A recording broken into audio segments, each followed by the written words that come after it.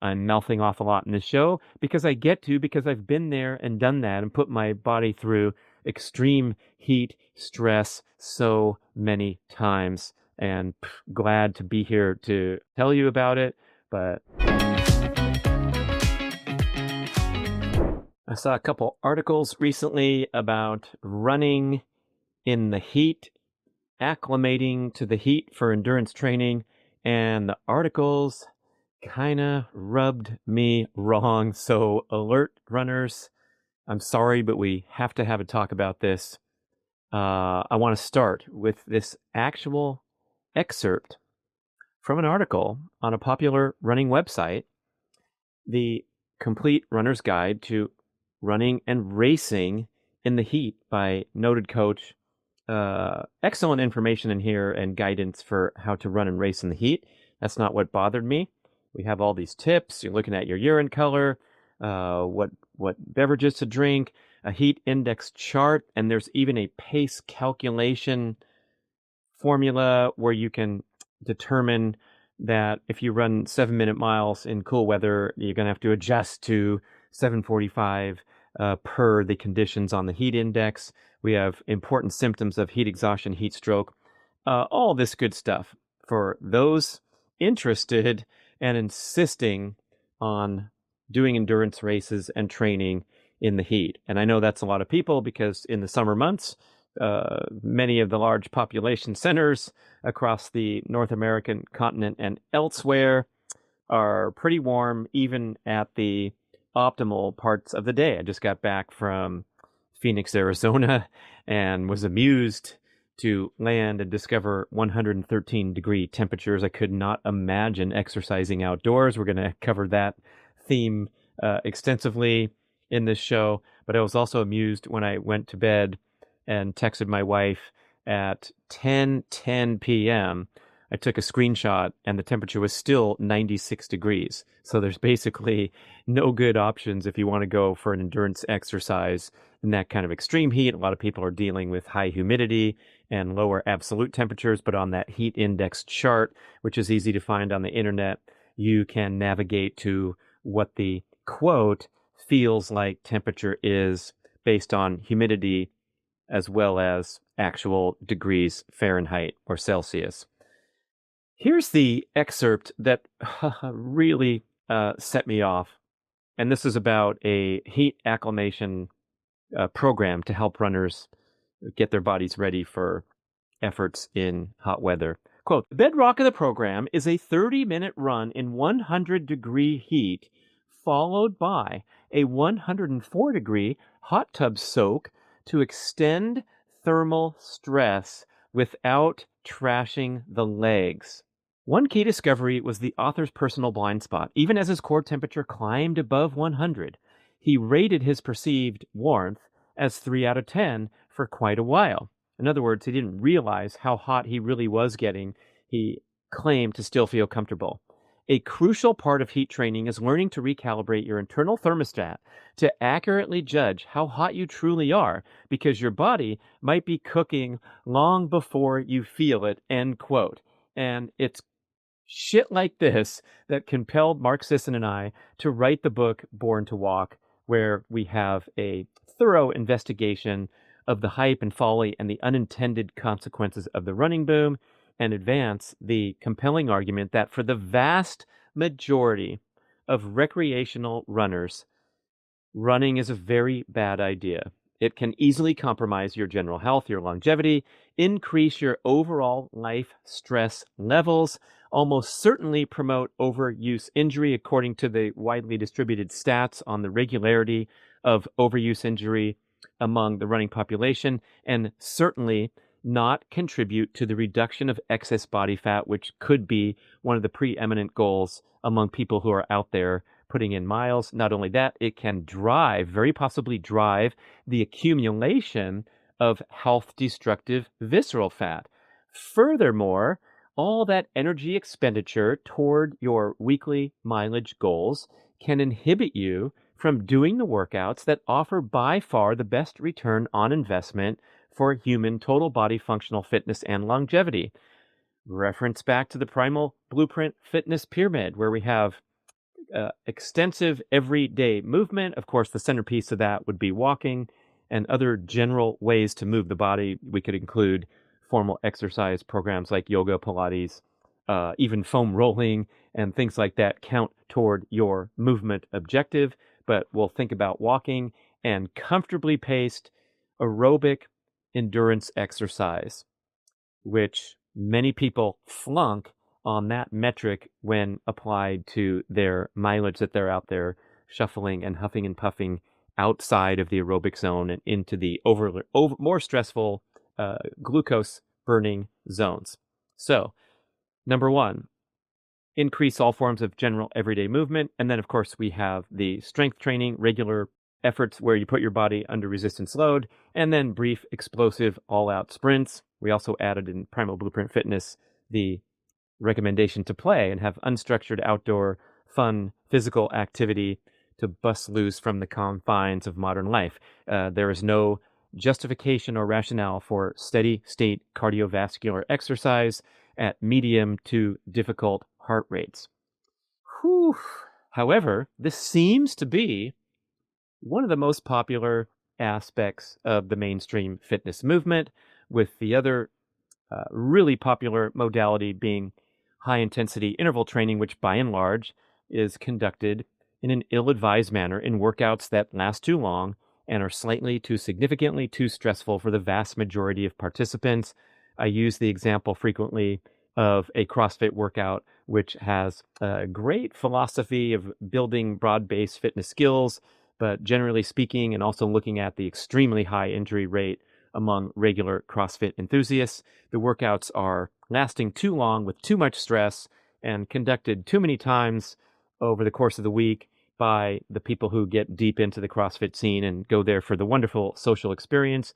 But in my experience and many other experts, the workouts are quite difficult, and especially when they demand complex, intricate athletic movements when the body is already fatigued. So when you're doing Olympic lifts at minute number 38 in a very difficult session where you've already climbed the rope, you've already run around the block, you've already done some of this and that, you're huffing and puffing, your brain's getting a little tired, and now you have to execute a very difficult and challenging exercise that brings an extremely high risk of injury. And in the case of the shuffling masses in the running boom, what's happening is you are just adding to the pile of chronic stress that already exists in most of our hectic daily lives. So brief, explosive sprint workouts, brief, high-intensity strength training sessions that can last between 10 and 30 minutes. The sprint workouts, as I've talked about often, the hard efforts only last for a sum total of a couple few minutes. Of course, there's a warm-up, there's dynamic stretching, there's drills that are slightly to significantly stressful or difficult, but these are things that last 10 or 20 seconds maximum. I've always talked about the maximum duration for a sprint should be 20 seconds. After that, it goes into the realm of high-intensity interval training. So a sprint workout is brief, explosive efforts with extensive rest and recovery afterward. These are workouts that you can even do in hot temperatures without bringing this huge aspect of thermal stress to the body on top of a workout that's already stressful. So this breezy article that pissed me off so much that I was forced to turn on the microphone, the bedrock of the program is a 30-minute run in 100-degree heat. Are you effing kidding me? To recommend that and publish that on a website, a respected website, that's a tough one for me to swallow. Now, if you're addressing the elite athlete, and that's exactly what Alex Hutchinson did when he wrote another article talking about his visit to the Performance Center in Eugene, Oregon. Here's the title of it: Heat Training Like a Pro is Hell. Here's what I learned. Alex reports on spending the day at the Exercise and Environmental Physiology Lab at the University of Oregon, where he tried the heat adaptation protocol used by some of the best runners in the world. Please absorb that subhead as you breezily learn about Alex's experience, where he followed the protocol that we mentioned, a 30-minute run in extremely hot temperatures. He was doing it on a treadmill in a heat environment, and then drifting into the 104-degree hot tub there after his run to further stimulate thermal training without trashing the legs, as the breezy quote that I recited mentioned. He does not look very happy there, and indeed, he reports in detail how tough the whole experience was, and some of the alarming takeaways. As I read in the quote, the author, that's Alex in this case, discovered a blind spot. Even as his core temperature climbed above, it went up to 103 during his run, and also 103 in the hot tub, but he was rating 3 out of 10 while running on the treadmill with his internal body temperature 103.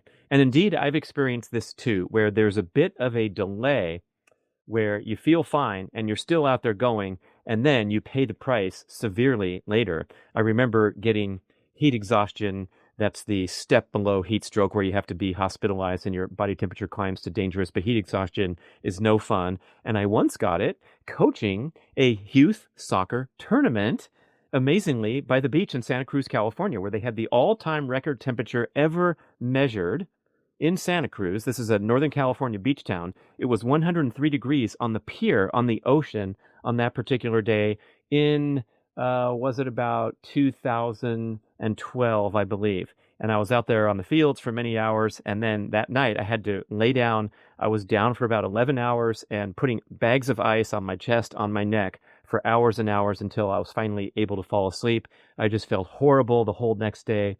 And I wasn't even doing anything except offering gentle encouragement to the players. So that was one bout of heat exhaustion.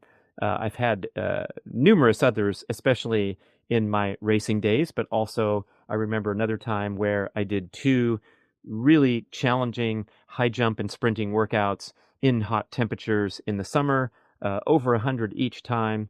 And I believe what happened is, because they were only one day apart, on the second one, let's say it was Wednesday and Friday, after the Friday workout, I got myself into big trouble. I felt terrible. Even though I felt fine during the workout, I might have given a perceived heat rating of 3 out of 10, like Alex Hutchinson. But later that weekend, I ended up in the emergency room with a very serious medical condition, which was a ruptured appendix. They put several bags of IV solution into me, so I was extremely dehydrated.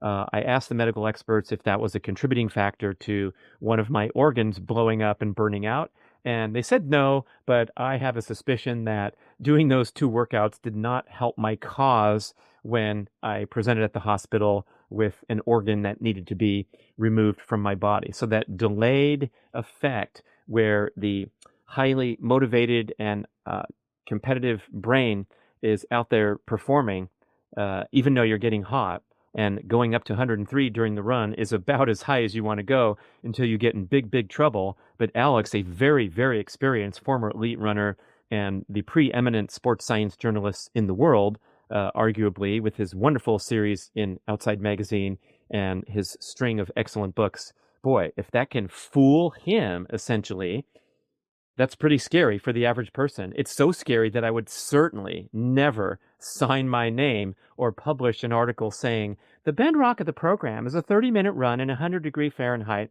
followed by a frickin' 104-degree hot tub soak. They didn't say how many minutes Alex had to spend in the hot tub, but whew, if you can survive a 30-minute run in 100-degree heat, the last thing I'd want to do or recommend is to go jump in a hot tub. In fact, my hot tub is turned off. It's on sleep mode for the entire summer here when it gets so warm that's never appealing to go sit in a hot tub after a day where the temperature's gotten up to 100 degrees. So it's this kind of stuff that compelled Mark Sisson and I to write Born to Walk, and to try to get you to rethink and reconsider this devotion to doing stupid shit like insisting on endurance training and racing when the temperatures are unfavorable. Again, if you're going for the Olympics, yes, indeed, you better go to heat training camp and altitude training camp and whatever is in store with your coaching and your protocols to help the body prepare and train for difficult efforts, maximum efforts when it's really hot. And notably, these excellent articles with a lot of scientific reference. I showed you the one first time called A Complete Runner's Guide to Running and Racing in the Heat, and then Alex's piece on his visit to the Eugene, Oregon Heat Laboratory. You learn a lot about how the body works, and one of the insights pulled away is that it takes around 10 to 14 days to acclimate. And what happens as you continue to train and expose your body to heat during sustained exercise, you end up starting to sweat earlier and more volume, and your sweat is more dilute, so you preserve electrolytes that you need in the heat. But the more you sweat, of course, the evaporative cooling effect allows you to feel cooler because you're sweating.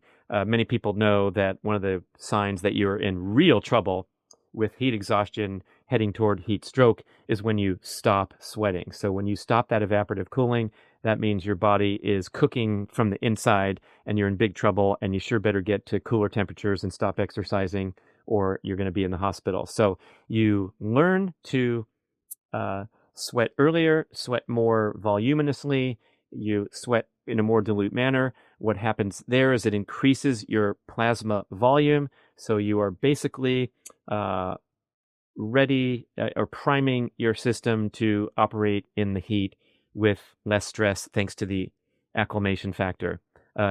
Apparently, as it mentioned in the article, your brain also develops a perceived exertion where pretty soon you get used to the heat, so it doesn't seem as bad, of course, as your first day when you landed on the airplane. I remember landing for the Ironman in Kailua Kona, Hawaii, and the airport is right there on the lava fields, and you step out of that airplane and you're like, holy crap, I cannot believe I'm going to have to race 140-mile, swim 2.4, bike 112, and run 26.2 in these temperatures that feel like you're getting blasted by a blowtorch as soon as you step out into the open air, breezy airport. Whew, yeah, that's a psych out for people traveling from all over the world for the biggest triathlon. I've talked about this a lot before, where it just is absolutely idiotic to contest such an extreme and prolonged event and bring all these amateur recreational participants in to an extremely inhospitable and arguably dangerous environment when you're having people pedal and run on the lava fields. It's just nonsense, but it's sport tradition. And so the Hawaii Ironman in particular has been glorified as the ultimate accomplishment in the sport of triathlon. Of course, you have to qualify, and it's very stringent qualifying standards from other Ironman or half Ironman races around the world. So you do have the cream of the crop showing up in Hawaii, unlike some other events where there's one in the fall in Arizona, and I believe anyone can enter. There's Ironmans in cities all over the world without that rigid qualifying standards. And that's also a place where you get people who are poorly prepared and heading out there to suffer. But boy, there's nothing like suffering in the heat because it's so dangerous. So that's why I'm doing this show, kind of to get you to second guess the entire big picture rationale of whether you should want to participate in a heat-related competition, which would be the only rationale for insisting upon training in hot conditions to drive those adaptations. It's all a matter of stress and rest balance in life. So if you're out there exercising and doing something that's already difficult, especially when most endurance runners are running at a pace that is slightly too significantly too stressful and is above the fat burning zone into the higher stress zones, and you insist on doing it in the heat in the name of preparing for some upcoming race that's going to happen in the heat, let's back up a whole bunch of steps and ask ourselves why, and if there are better ways to, better things that you can devote your competitive intensity and your fitness budget to.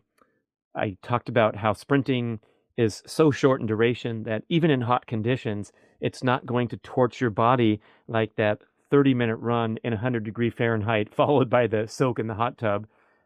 You're going to get out there, you're going to get super warm, but you're going to be done with everything before you have this drifting up out of the safe zones and into the 103 plus body temperature.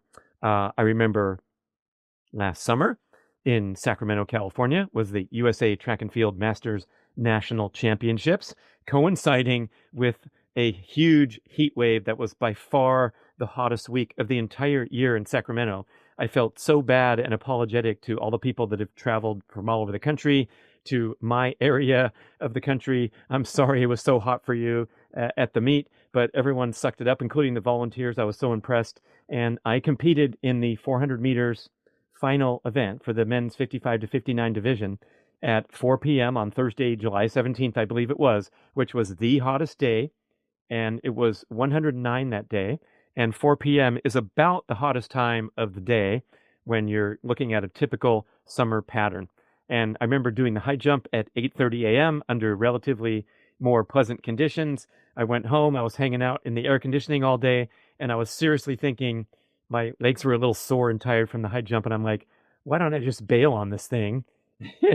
We do know that it's 109 out there, but what got me out of bed and driving over to the nearby track was first that the nationals were right here in my backyard, so it was pretty easy to justify making the effort. And second, I was thinking about all the volunteers who were out there all day helping the athletes deal with the extreme heat.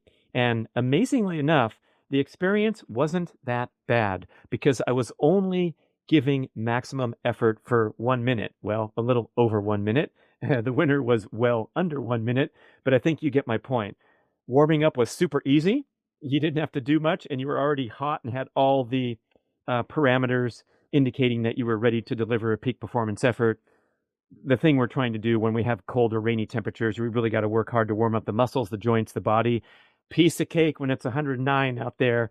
And as soon as I was done, boy, there goes the cold water, the cold towels, the shade, and getting the heck out of there and trying to get back into air conditioning as fast as possible. So I'm not saying it was an easy deal to go and compete in a track meet with those temperatures, but vastly less stressful and damaging to the body than being out there and shuffling along for, let's say, a half marathon or a marathon or an Ironman triathlon in extremely hot conditions. And again, I'm saying this because all of us have to deal with extreme heat over the hot summer months, wherever we are. Almost all of us, right? Not if we're on the Oregon coast, like where my mother grew up, where the highest day of the summer is probably 65 to 70 and sunny most days, completely temperate. And, that's a small segment of the population. Most people are in hot, steamy conditions across the main continent. And even in the most comfortable temperature areas, it gets a little tough out there in the summer to manage going early morning, going late at night. Those are good strategies. And again, there's no justification to go out there and stick it to yourself in heat preparation. Why not just reconsider these races that are held in the heat and go for something more sensible is one message I would propose here, unless you're really, really serious. Hey, I'm a really, really serious track and field athlete, and I want to participate in the national championships, so I was going to suck it up for that 109-degree race, but there was no way I would put my body through that if I was running the 5,000 or something out there where you really are in danger of getting into the heat exhaustion, heat stroke condition. And I had a couple really hot races on the professional triathlon circuit. One of them was in St. Thomas, Virgin Islands in 1993. And I remember running on the run course and feeling dizzy and seeing double and seeing the emanation of the heat coming off the pavement. And I realized that I was in very bad shape, barely finished the thing, and it took me a long time to recover and feel better. So I had really done something brutal to my body in the name of being a competitor on the professional triathlon circuit. And they put up a race with prize money in St. Thomas. We all fly there. But when I think back about how ridiculous it was to put the body through that kind of hell, especially as it relates to the most respectable and honorable pursuit of peak performance, I think you need good conditions. And we can watch the Olympians and the people that deal with and endure those crazy conditions, but for most recreational people, it's sort of not worth it. Anyway, if you disagree with me, that's fine. I'd love to hear from you. podcast@bradventures.com is the email address. And I know we get that sort of bucket list satisfaction, that expanding your comfort zone satisfaction from persevering and doing something difficult. And I definitely felt that way after I contested that 400 meters. I realized after, I said, you know what? If I did this today, that means I can race in any conditions. 109, even with low humidity, I think is pretty high on the heat index scale shown earlier. Let's check a bit, shall we? Temperature, 110. Yeah, we're in the yellow and the orange very quickly, even with 10 or 20% humidity. So it was a source of pride and satisfaction that I did get out of bed and go over there and compete. But again, I wasn't putting myself in the same grave danger or extreme stress pattern as someone who's exercising there in something that's more prolonged, or someone who's engaged in a training pattern, for example, all summer, preparing for the marathon that's going to be hot as well, and going out there and insisting on running day after day.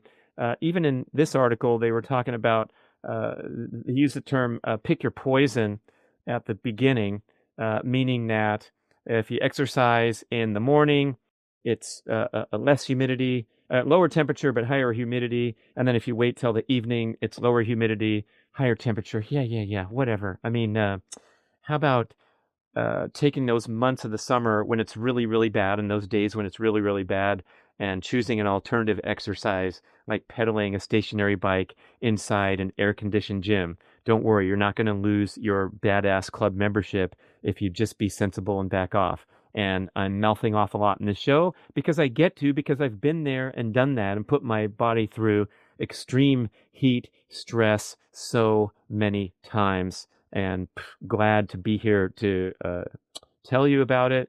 But I think I've related this on a previous show. When I was in Kailua Kona 2 years ago, I had sort of a PTSD reaction to the reflections on the craziness of racing the Ironman in those conditions. And we were shopping at the farmer's market downtown, probably a block from the finish line and the historic birthplace of the modern triathlon. And I was looking at my papayas and my pineapples and mangoes. And then all of a sudden the clouds broke. It was an overcast day. And boom, as soon as those clouds break in Hawaii, you are getting intense sun beating down on you onto the blacktop, which is the hottest surface you could imagine for sun reflection. That's why the lava fields and the Queen K Highway is so brutal for the athletes and for everyone else, right? And I remember just kind of feeling a little spacey and overheated, and I had to go over and sit down in the shade on the curb after my aggressive shopping tour.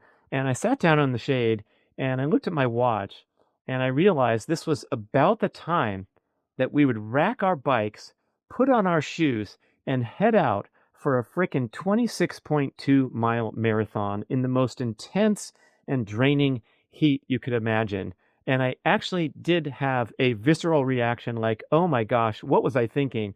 And I felt so bad and sorry for the young Brad Kearns, who somehow, with that competitive intensity and that drive to compete and excel, pushed my body to do something that ridiculous. Anyway, that's my share. I want to give a little more details about Alex Hutchinson's study. And remember, this is my two-time former podcast guest.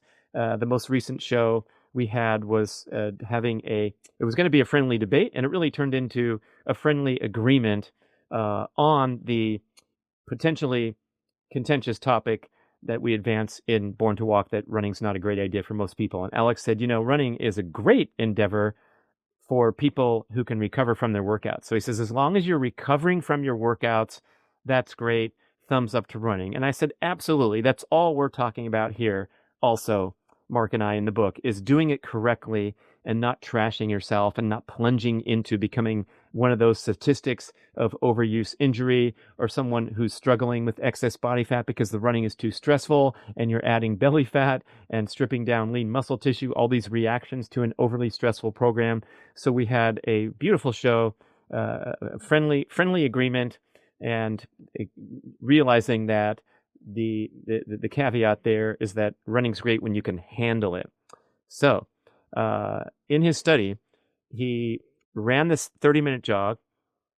His body temperature got up to 103.2. Then it got up to 103.7 during the hot tub. Quote from Alex: "My thermal sensation immediately spiked up to 8. Remember the scale here from the article, 1 through 10. So 0, okay. Number 1, slightly warm. Number 3, warm, was where Alex was stuck at for a while during his treadmill run, even though his body temperature was up to 103. So that's that delayed effect I'm talking about. And then we go up to very warm, hot, hot. Number 10, hottest I ever felt. So Alex in the hot tub got up to number 8, very hot, and number 9, miserably hot. He says the water wasn't warming me up in any significant way because his body temperature going in there was 103.2 and it only went up to 103.7. But this is Alex's quote: "It was robbing me of the superficial perception of coolness that I got from air currents and the evaporation of sweat. It's a good reminder of why cooling techniques like ice towels or simply dumping water on your head can be valuable. They can dramatically change your perception of how hot you are." Continuing Alex's commentary in the article, the bad news, though, was that my numbers didn't make sense. While there are no wrong answers on a subjective scale, remember this thermal scale is asking the subject at the Performance Laboratory and Eugene, Oregon campus how you feel. So just like a perceived exertion scale when you're exercising, and when he did his treadmill test, the scientists had him do a perceived exertion, which for him ended up between 7 and 8 minutes a mile. He says, to be honest, that was a dumb thing to do for an aging non-elite runner, because the elite runners that they test in there go between 7 and 8 minute pace at that 100-degree temperature. So he kind of pushed himself a little too hard without knowing it. That's why at the end of the article, he says, it's really important to be able to gauge when you're getting overcooked. When I got back to my hotel room that afternoon, I realized that I was feeling wrung out, as if I'd done a long, hard workout rather than a half-hour jog. I'd missed the mark. I decided to take the next day off and then dreamed that night of Minson, the researcher, Minson's other research focus, which is ice baths. Love that guy's writing style, man. That's hilarious.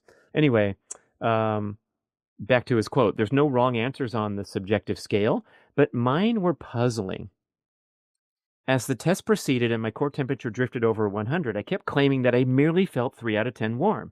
That might mean that I'm immune to the heat, but not really. More likely, it suggests that I wasn't properly attuned to my body's condition. So here's an former elite runner, Canadian national team, and a leading sports science journalist in the world with specialty of endurance training, and he's having trouble tapping in to just how hot his body is getting. I contend that amateurs across the land are perhaps even worse than Alex at their perceived exertion scale and what's happening in the body. And these are the folks that end up collapsing and getting rushed off in the ambulance. Believe me, they're out there. I remember when I put on my triathlon for 10 years, what happens is you get hyped up, unprepared people pushing themselves too hard and getting themselves into big, big trouble. At the most extreme, we're talking about serious stuff.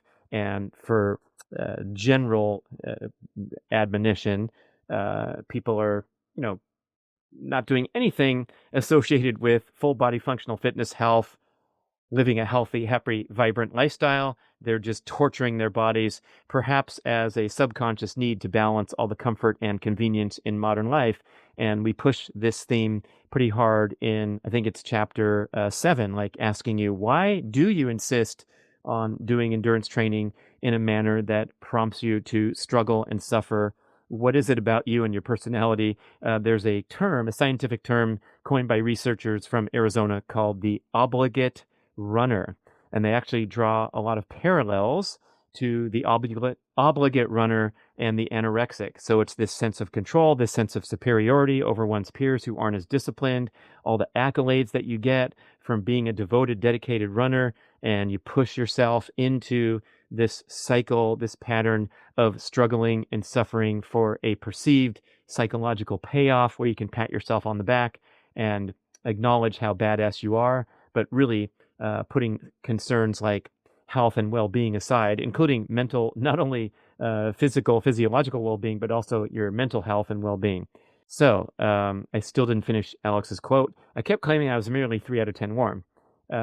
if you're running in the heat, but you're totally oblivious to how hot you're getting, that can be a recipe for disaster.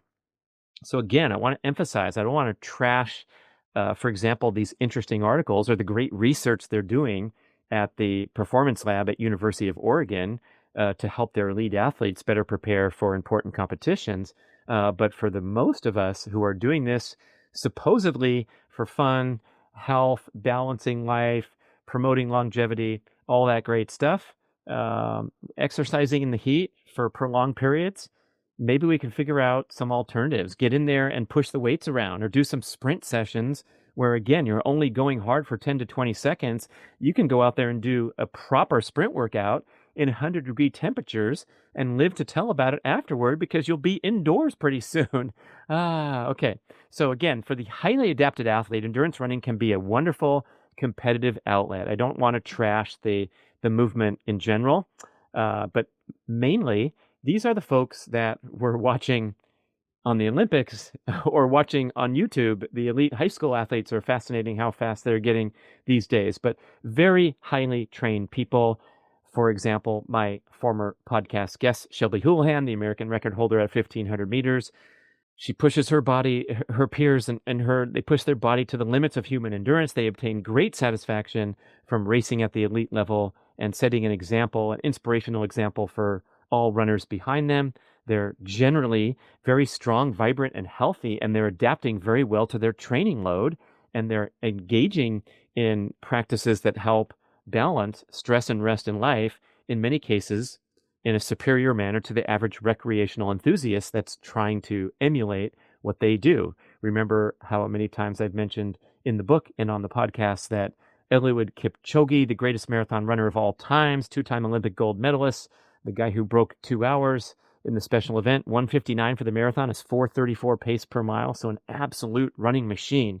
He does 83% of his weekly mileage in zone 1 at a very, very comfortable pace. I can think of hardly any recreational enthusiasts that are running most of their mileage at zone 1. It's hard enough to get people to stay below the zone 2 limit, but we look to the greatest of all time and we learn that he's running along in zone 1 for most of his mileage. 100 of his 130 miles per week are conducted at a pace which, for you and me and everyone else listening, would be a medium or brisk walk in terms of the relative degree of difficulty as measured by, for example, percentage of maximum heart rate. I really love the anecdote during our wonderful 2-hour podcast with Shelby Houlihan, getting in deep to learn about the mindset and the training practices of one of America's greatest runners. And she talked about her, I would call it a low-key, intuitive approach where she has the best coaching and very detailed, complex protocols for what she's doing on the track. You can look up her workouts on YouTube where they go and film her and have a really intimate experience looking at how these runners train. It's a lot of times there's series called Workout Wednesday, but you can look up Shelby Houlihan workout and they'll be right with her on the track, watching her and timing her what she's doing. But that's only a couple few days a week, she says. I said, what about the other days? What does your coach have you do? She goes, they just focus on the structured workouts on the track. And the rest of the time, she heads out the door every day and runs at whatever pace and whatever distance she feels like. It's usually 8 miles, I believe her saying, and it's usually at a pace of, for example, as we saw on this study, 7 to 8 minutes per mile, maybe 9 minutes per mile if they're really recovering from something hard, like her amazing workout that I saw on YouTube, which was 30 times 300 meters at anaerobic threshold with only a very short 100-meter jog in between the 300-meter efforts. And I laughed when she told me during our in-person interview because one of my favorite workouts is 3 times 300 meters. And she said, yeah, one of my workouts is 30 times 300. I'm like, did you just say 30? Oh, okay. Yeah, amazing how hard these people train. But it's on a foundation of very comfortably paced, of course, high volume exercise where she's heading out the door every day, heading to work like most people, but she's not in this highly regimented, struggle and suffer protocol. Everything's well within her capacity. Even when she's busting out 30 times 300 meters, she can do it. She can keep her pace. Her 27th, 28th, and 29th, and 30th 300-meter efforts are not ugly. They're graceful and powerful, just like her first, second, and third one. So these are the insights that we absolutely desperately need to pull from the world's elite athletes and help us become convinced to train within our capacity. As I've talked about my struggle with minor injuries in my transition to becoming a sprinter and a high jumper, I realized that each of these injuries is an indication that there's a flaw in my approach. Now, Sue McDonald, former podcast guest, 15 world records in the last year and a half. She said, look, Brad, injuries are inevitable. Don't beat yourself up too much. They're going to happen no matter what. But I also always look back and reflect and try to think, how did I get into this position where my hamstring is feeling tweaked again, and now I have to rest and engage in more rehab? How can I be smarter in the future with my dispensation of energy so I don't have to struggle with these injuries, or perhaps minimize the risk factors, knowing that they will be inevitable? Okay, so Shelby and the rest, extreme endurance training, whether it's in the heat or the high altitude, good for them. But I certainly can't imagine recommending that or thinking that's an element of a healthy, happy, vibrant, energetic life, to go run 30 minutes in 100-degree heat and then sit in a hot tub for however many more minutes. What do you think? Those of you in hot climates, is your blood boiling right now? Are you nodding your head saying, yeah, maybe Brad's right. Maybe I should go into the air conditioning?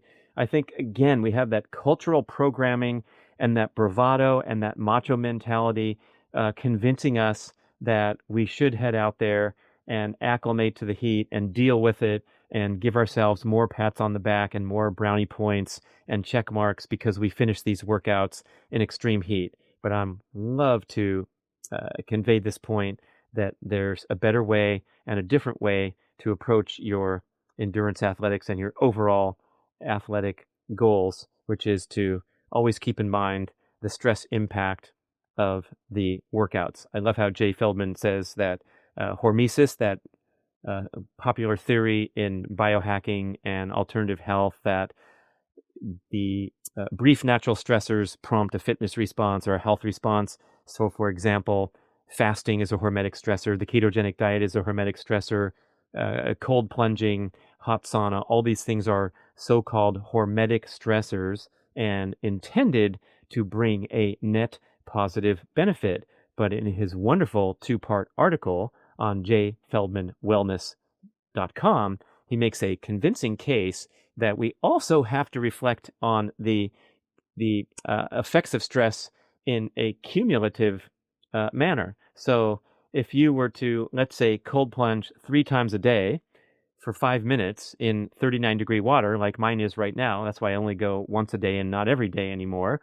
If you were to do it 3 times a day for the next 10 years, are we going to look back and think, man, that was super healthy what you did? Or is that needing to be piled on and calculated along with all the EMF exposure you get when you're on Wi-Fi or putting your cell phone to your ear, as well as your sauna practice, as well as your fasting, your ketogenic eating, and your high-intensity exercise? And I'm convinced that when you realize the effects of stress are cumulative, it's very, very important to balance them, moderate them. Of course, we have life that's too easy and too comfortable, and many people don't stress themselves enough in a physical sense where they're not exercising, they're not moving. They can even gain benefit from a restrictive diet, such as fasting or time-restricted feeding. If they, for example, have excess body fat, have poor dietary habits, all these things do indeed prompt health benefits. The most simple example is fasting, where your body works in its most efficient state when it's fasted. You have anti-inflammatory, you have immune boosting, you have autophagy, that's the natural internal cellular detoxification process. All these things are upregulated when you're in a fasted state because fasting prompts a survival response. Your body's not getting food, so it needs to operate more efficiently. What happens is we take this out of context and think that, well, I guess if that's true, the more I fast, the healthier I'll be. And oh, yes, of course, when we engage in a brief high intensity strength training session and put those muscles under stress, they grow back stronger and more resilient. But we fail to recognize or appreciate how the stress and rest must be in balance. Otherwise, we will not recover from workouts, and the workouts will actually be counterproductive.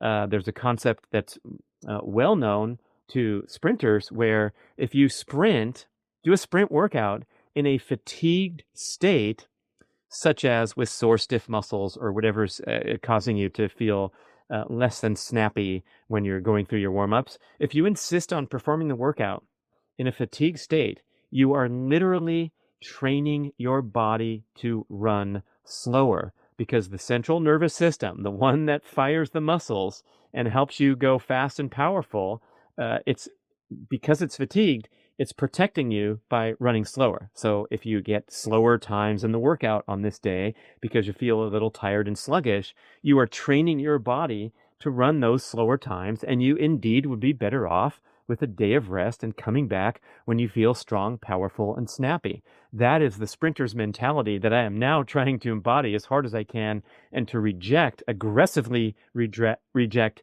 any latent, leftover endurance mentality where the mindset is more is better, and rest is for wussies, and let's count up our weekly mileage because that's directly correlated with how our fitness is going to progress. And it's so amazing to see decades later this mentality prevailing. Even when you listen to interviews with elite athletes, they'll talk about, well, I was going 70, 80 miles a week in the winter, and now I'm up to 90, and I can't wait till the big championships. And that's okay for them to say, because their training protocols are carefully structured and orchestrated, and indeed they can perceive the increased endurance and resiliency when they up their weekly mileage. But everything's so carefully controlled that I don't think we should listen to them, and we should instead reflect on doing the best we can and taking the resources that we're given each day as far as how much energy we have and time we have, and applying them in a correct and sensible manner to our exercise goals, including staying inside in the air conditioning instead of struggling and suffering out there in the heat. Thank you for listening, watching. Again, great job by Alex Hutchinson going into the heat lab at Eugene, Oregon, training like a pro as hell. Here's what I learned. And then the other article with sensible information, the Complete Runner's Guide to Running and Racing in the Heat.